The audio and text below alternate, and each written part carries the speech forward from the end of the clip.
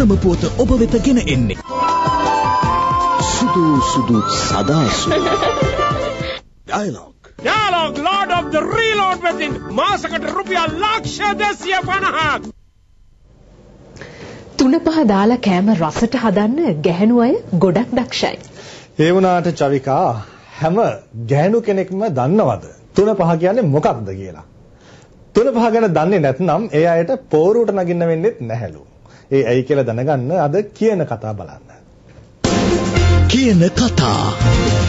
එක්සත් ජාතික පක්ෂය විවසනයක් ඇවිල්ලා වැහි වතුරෙන් අපේ කෘෂිකර්මය විනාශ වෙනකොට මෙන්න කට්ටිය කෑ ගැවුවා බඩු මිල වැඩි දැන් ඉවරයි දැන් කිසි දෙයක් කරන්න බෑ මිනිස්සු බඩගින්නේ කියලා කිව්වා. දැන් බඩු මිල අඩුයි. දැන් කතා කරනවද බඩු මිල ගැන? මම හිතනවා මේ මන්ත්‍රීතුමා කඩේ යන්නේ නැති කෙනෙක්. ආණ්ඩුවට කඩේ යනවා ඇත්තට බඩුවක් ගන්න කඩේ ගියපු නැති කෙනෙක්. යම් වරදක් තියෙනවා අපි වරද හදා ගන්න ඕනේ. එහෙම නැතුව මං කෑ ගහලා උගුරයට ගිහින් කෑ ගහන්න පුළුවන් වුණා පළියට බැංකි මුන්න ලෝකෙන් එලවන්න බෑ අපිට. සජ්ජාතික සංවිධානයේ මහලේකම් මේ වාර්තාව ඉදිරිපත් කළේ මොකද්ද කියන්නේ? මේ කියන්නේ බටහිර අධිරාජ්‍යවාදී ක්‍රියාත්මක කරන ආකාරය. ඒ නිසා බටහිර අධිරාජ්‍ය ඉස්සරහා ශ්‍රී ලාංකීය ජාතිය දැනෙන් වැටෙන්න සූදානම් නැහැ. අපේ රටට එරෙහිව කුමන්ත්‍රණය කරන කුමන්ත්‍රණකරුවන්ගේ ගැත්තම් කුමන්ත්‍රණකරුවන්ගේ ඩොලර් වලට නටන කුක්කෝ මේ රටේ ඉන්නවා. ඒ ඩොලර් වලට නටන කුක්කන්ට ඕන විදිහට මව්බිම හසුරවන්න දෙන්න බෑ කියලා අපි එදත් රජයට කිව්වා.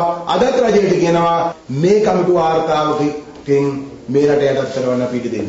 නොඑක් සංවිධාන නොඑක් බලවේග මේ රට බේරගත්ත වීරවරයන් වෙනුවෙන් යමක් කරනවා නම් ඒ වීරවරයන් වෙනුවෙන් කරන්න පුළුවන් උපරිම දේ කරනවා. ඒ විතරක් නෙවෙයි එක්සත් ජාතික පක්ෂ අනාගත ආණ්ඩුවක් තුලින් ඒට ගන්න ඕන ක්‍රියාමාර්ගත් අපි ගන්නවා. ඕනෑම ගෘහණියගේ හපංකම තමයි වෑංජනයේට 3-5 දාන එක. පැකට් තියෙනවා කඩවල වල 3-5. ඔය පැකට් එක කඩලා බලන්න අහන්න මොකද්ද ඕක ඇතුලේ තියෙන 3 ඕකේ ඇතුලේ තියෙන 5 මොකද්ද කියලා. ගෑණියෙක්ගෙන් අහන්න 3යි 5යි 8ක්. ඉඟුරු, ගම්බිරිස්, තිප්පිලි කියන 3යි, සූදුරු, මාදුරු, කොත්තමල්ලි, අබයි, උළුහාලුයි 5යි 8යි 5යි. මේ 8 දන්නේ නැත්නම් දෝනිය ඇඳා මගුල් පෝරුවට නැග්ගන්න එපා.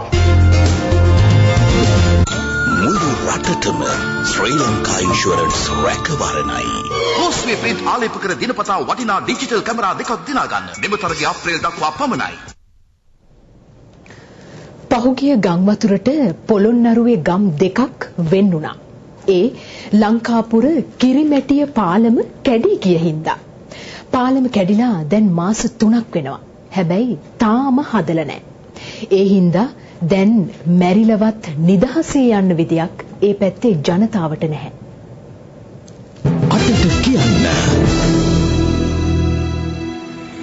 පහුගිය ජනවාරියේ ආපු මහ ගම්වතුරට පොළොන්නරුවත් යට වුණා. මහ වැව් පිටාර දාලා ඇලවේලි ගලවගෙන ගියා. මේ තියෙන්නේ ගම්වතුරට කැඩිලා විනාශ වුණු කිරිමැටිය පාලම. මේ පාලම හදලා තිබුණේ සංසුන් ගමයි කිරිමැටිය ගමයි යා කරලා. කිරිමැටිය ගමේ ජීවත් වුණු තරුණයෙක් පහුගිය දවසක වකුගඩු අමාරුව හැදිලා මැරුණා. මේ කරේතියන් යන්නේ එයාවයි.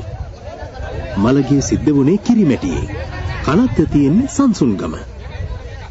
පාලම හදනකම් කියලා මේ තරුණයව කනත්තට ගෙනියන එක කල් දාන්න පුළුවන්ද? ඒ හින්දා කට්ටිය කලේ මෙන්න මේ විදිහට ඇලට බැහැලා බොහොම අමාරුවෙන් පෙට්ටිය ගොඩට ගත්ත එකයි.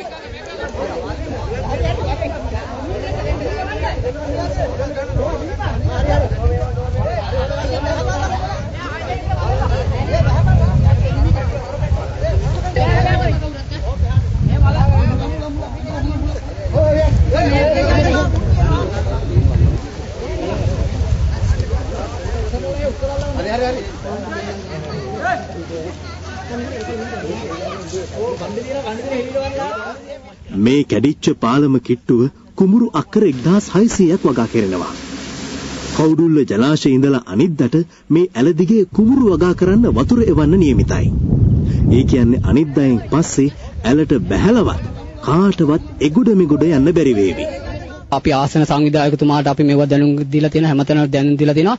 මේ වෙනකොට කිසිම වැඩක් වෙලා නැහැ. අපි දැන් ගොවියෝ සෑහෙන අසරණ වෙලා තියෙනවා. අපිට කිසිම පක්ෂ ભેදයක් හෝ පුජ්‍යල ભેදයක් නැහැ. අපි කියන්නේ එකම දේ තමයි අපිට තාවකාලික හරි මේ පාලම සකස් කරලා දෙන්න මේක ස්ථිරවම හදනකම් කියන දේ. මේ ගම්මානේ ඡන්ද 1700ක් තියෙන එකෙන් 1500ක් ශ්‍රී ලංකා නිදහස් පාසිකව හැටියට අපි ඉන්නවා.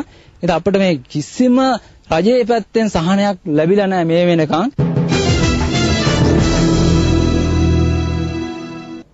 වටතොට පුවත් අස්වැන්න කෙටියෙන් දකිමු දැන්. රටම කෙටියෙන්. දින කිහිපයක සිට ඇදහෙන අධික වර්ෂාව නිසා උඩවලව ජලාශයේ වාන්දුරට විවෘත කිරීමත් සමග වලවේ ගඟ පිටාර ගැලීමෙන් අම්බලන්තොට මැලේ කොලනිය සහ ගල්ලෑලිතොට නිවාස 35ක් ජලයෙන් යට වුණා. අවතැන් වූ 167 දෙනෙක් මේ වන විට ආරක්ෂිත ස්ථාන කරා අරගෙන ගොස් තිබෙනවා. ගාල්ල රෑකඩ හේන ධම්මදස්සි විද්‍යාලයේ පැවති අවුරුදු උත්සවයකට එල්ල වූ මැර ප්‍රහාරයකින් 42 දෙනෙකුට තුවාල සිදු වී ඇති අතර ඉන් 6 දෙනෙකුගේ තත්ත්වය බරපතල බවයි නාගොඩ පොලිසිය ප්‍රකාශ කළේ.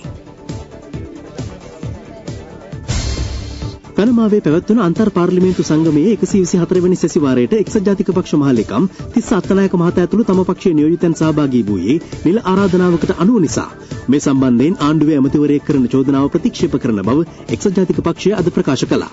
පනමා රාජ්‍යයෙන් එවපු ලිපිය තියෙනවා මේකේ සහභාගී වෙන පාර්ලිමේන්තු මන්ත්‍රීවරු ඇමතිවරුන්ගේ නම් සහ පාර්ලිමේන්තු මහලේකම්තුමාගේ නම් තියෙනවා. ආණ්ඩුව සම්පූර්ණ වශයෙන් මේ වෙලාවේදී මඩ ප්‍රහාරයක් ගහලා බොරු කියන එක තමයි කුවා දක්වලා තියෙන්නේ කියලා මේ අවස්ථාවේදී කියන්න පුළුවන්. අද දහවල් බලහත්කාරයෙන් පොල්හේන්ගොඩ ඇලන් මෙතනියාරාමයට රජයේ වාහනයකින් පැමිණි පිරිසක් කලාකාරී ලෙස හැසිරුණු බවට පූජ්‍ය උඩුවේ ධම්මාලෝක හිමියන් කිරුළපන පොලිසියට පැමිණිලි කර තිබෙනවා. අපි දැනුවත් කිරීම තුළින් පැමිණිච්ච කිරුළපන පොලිසියේ නිලධාරි මහතුරුණුත් පරීක්ෂා කරලා බලනකොට එයින් එක වාහනයක් රජයේ වාහනයක්. ඉතින් ඇත්ත වශයෙන්ම අපි මවිතයටපත් වුණා පුදුමයටපත් වුණා. එක පැත්තකින් රජයේ වැඩ කරන දවසකදී රජයේ වාහනයක් අරගෙන ආපු අය කවුද කියන කාරණාව ක්‍රිකට් නළලත තැබූ අලුත් තිලකය තිලකරත්න දිල්ෂාන් අලුත් ක්‍රිකට් රජු වූ පුවත කියනවා මේ විරාමෙන් පස්සේ. Live at 8.